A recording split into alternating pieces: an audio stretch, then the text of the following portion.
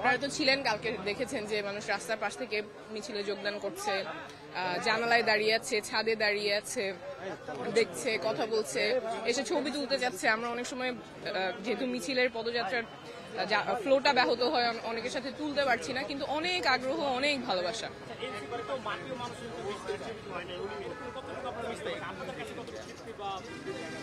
শুরু তো হলো, অনেক ভালো লাগছে যে মানুষের কাছে গিয়ে এই যে যেমন এখানে এই এক্সপিরিয়েন্সটাও তো অনেক অর্গানিক, সবার সাথে কথা বলা, যত বেশি মেশা যায় আমরা সেই চেষ্টাটাই থাকবে।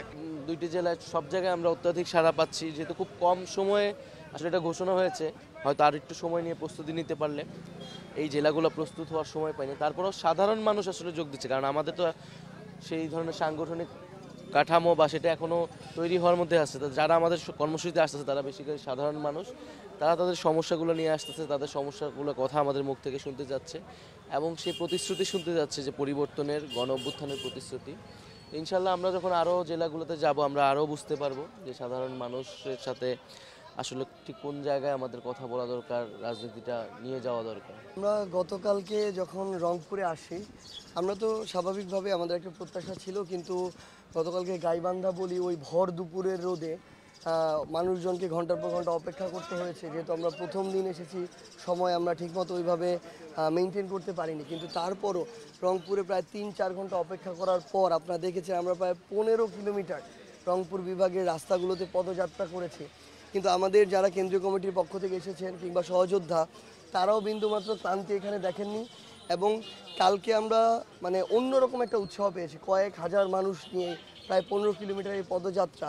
এবং মানুষজন আপনারা দেখবেন রাস্তার দুই পাশে ফুটপাত থেকে, বাসাবাড়ি থেকে, দোকানপাট থেকে কীভাবে হাত নাড়িয়ে আমাদেরকে সমর্থন দিচ্ছিলেন।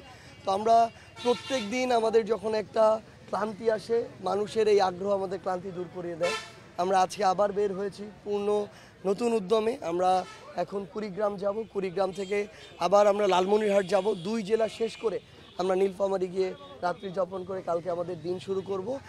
আমরা মনে করি যে প্রত্যেক দিন তার চেয়ে বেশি আমরা তারপরের দিন এই সারাটুকু পাবো। মানে এর পূর্বে যত নেতা ছিল আসলে তারা তাদের জায়গা দিয়ে শুধু কথা দিয়ে গিয়েছে, কিংবা যা কিছু করেছে ওই ছোটোখাটো 2-1টা রাস্তার উন্নয়নের মধ্যে এগুলো সীমাবদ্ধ ছিল।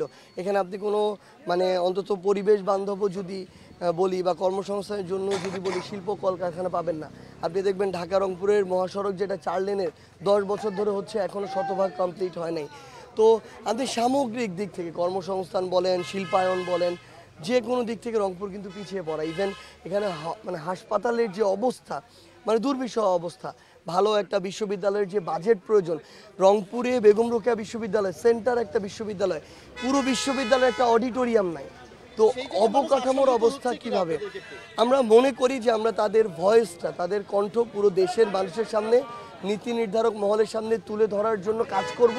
এবং এই কাজটা যদি করতে পারি, মানুষ অবশ্যই আশান্বিত হবে এবং মানুষের এই মুহূর্তে সে আশাটা দেখছে বলেই তারা আমাদেরকে সমর্থন যোগাচ্ছে। রংপুরের বাকি 2টা জেলা কভার করব, লালমনিরহাট এবং কুড়িগ্রাম। লালমনিরহাটের মানুষের সাথে আমাদের দেখা হবে, কথা হবে, কুড়িগ্রাম মানুষের সাথে দেখা হবে, কথা হবে। আমরা রাতে স্টে করব হলো লালমনিরহাটে, তবে প্রথমে আমরা কুড়িগ্রাম যাব, সেখানে মানুষের সাথে কথা বলবো। জেলা নীলফামারীতে স্টে করব, সেখানে মানুষের সাথে কথা হবে। এবং আমরা এর পরে হলো ঠাকুরগাঁওতে যাব, নীলফামারীতে যাব, তারপরে আমরা বগুড়া দিয়ে খুলনা বিভাগে ঢুকবো।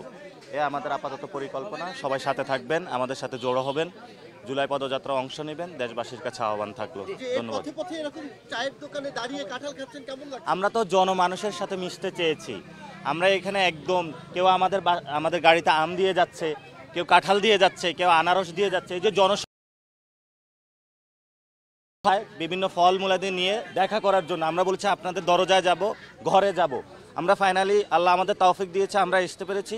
এজন্য বাংলাদেশের মানুষের কাছে ধন্যবাদ।